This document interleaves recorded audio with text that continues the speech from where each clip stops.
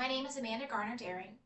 I own Brookside Montessori, an educational program for toddlers ages 16 months and older and primary age children ages 2.5 years to 6 years of age.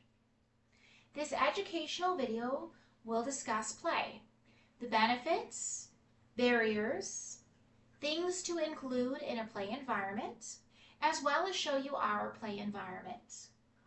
According to the National Library of Medicine, children should play inside for a minimum of 1 hour daily and 30 minutes outside. However, we do not always find that families and school programs follow these guidelines. Play is learning. Many people think that Montessori programs are a classroom with children sitting quietly, doing their work for hours, and are focused always. This is far from the truth. At our program, we do spend the morning engaged in work. Some work is academic and relates to fine motor skills, language skills, and math skills. Some of these works are done individually, others are done with friends or the teacher guiding. Other work inspires a love and wonder of nature, as seen in our science spaces. Children express their creativity while exploring the art shelf.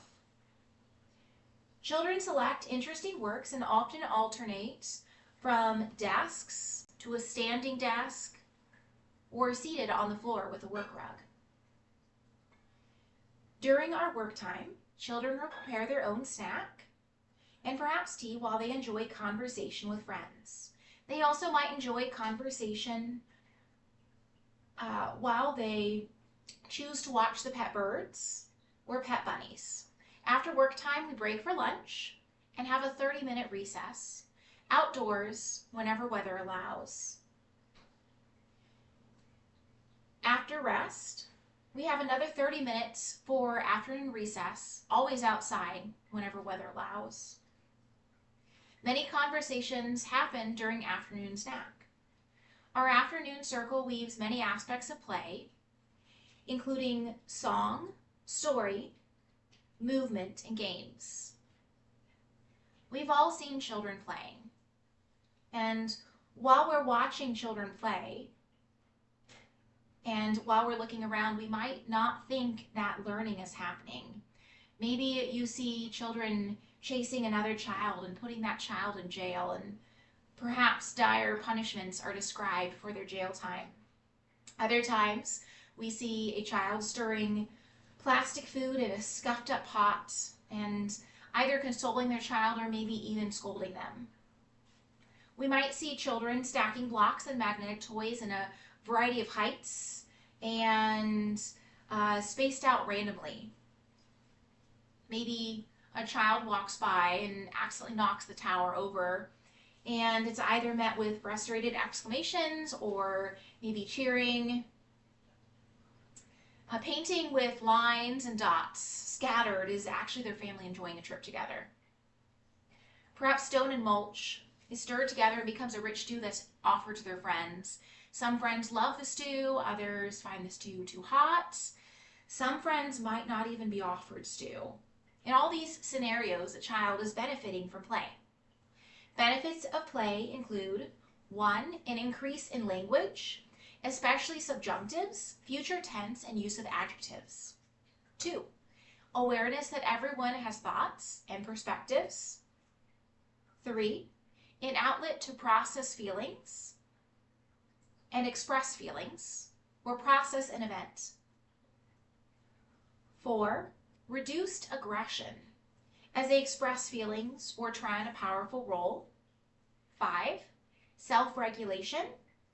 6, delayed gratification as they play in groups. 7, civility and problem solving as they navigate social conflict. 8, creativity, and 9, empathy. However, not all children are able to engage in play. There are many wonderful enrichment opportunities after school, like dance, gymnastics, swim, foreign languages, music, so many wonderful things that we could choose to enroll our child in. However, enrolling in too many activities is going to simply take away from children's time to play. Or another family might be using too much screen time, which is also taking away from valuable playtime. Other reasons might be that a family simply doesn't have enough play materials or a safe space to play. Children with disabilities might need therapy and other support to learn how to play. Dimensions of a play space should include the following. 1. Soft and hard, which refers to materials that are responsive as well as resistant. This could be Play-Doh and stones. 2. Open and closed dimension, which refers to some material you can always access it, like these open shelves behind me. And other materials are higher up, like your music instruments and some of our textbooks, or maybe they're tucked away behind a door or a cabinet, something like that. Number 3 is intrusion and exclusion. Sometimes it's also referred to as seclusion. So this refers to that there are spaces that you can play with your friends, and there are also spaces that you can kind of be by yourself. It can also refer to windows and doors.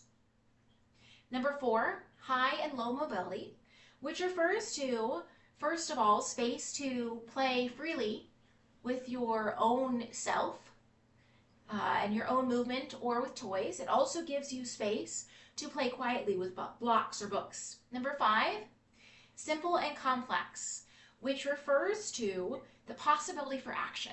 It's something as simple like a sensory filler of cloud dough. And then you add alongside cups, scoops, decorative pieces, so then your simple cloud dough then becomes an elaborate birthday cake or perhaps a homemade pie. So here's part of our outdoor classroom.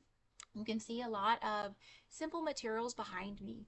We have a variety of tires that have holes drilled into them to prevent water staying in them. We've also got some really magical ribbons that are hanging down, as well as these nice tree stumps. So really simple things, and when you combine them together, it turns into that complex dimension that we talked about earlier.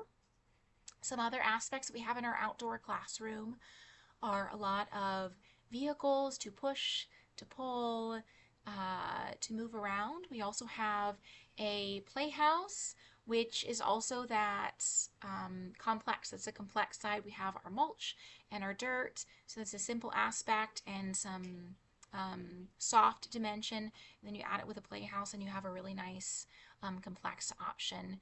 There's a variety of spaces around the playground for low mobility and high mobility, as well as inclusion and seclusion. We often find children gathering at the picnic table when they are wanting to have some quiet time. We find children gathering behind our playhouse whenever they're wanting to have that exclusion aspect of play. We also find children kind of congregating at our Lego station whenever they're needing some quiet time as well. So it really just doesn't take a lot to create an outside play space that embraces all those play dimensions. Families can support play by explaining nature and social issues, reading stories at bedtime, being mindful that schedules allow for playtime, and advocating for play both in the classroom as well as the curriculum. Thank you for watching. I hope you've learned more about play.